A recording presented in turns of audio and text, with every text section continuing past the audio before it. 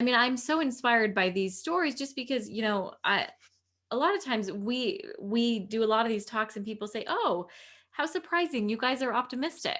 Most people aren't. And it's actually these young people and the initiatives that they're talking about that actually make us optimistic. And I just wanted to point out that a lot of times when we're looking at that national picture given to us by national news outlets or by national political parties or political candidates, there isn't a lot of reason for hope because it seems like nothing is changing, right? But then when you zoom down to that hyper local and you zoom down to the neighborhood level, which is where all of you are working, you can't help but be optimistic because there's absolutely so much going on. And I just want to say the work that all of you three are doing, which is digging deep on the question of how do we create community that both honors difference but is also coherent?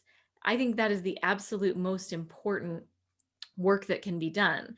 That's the work that was never done in the progressive era, right? And it came back to haunt us in American history in a couple of different forms, right?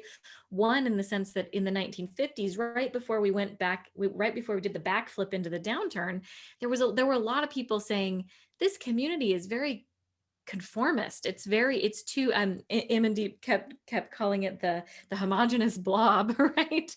There were a lot of cultural commentators questioning America at that peak of we and saying this is too conformist. This is not a we that's expansive enough to fit people of color, to fit people of different gender and sexuality differences, or immigrants, or you name it, right?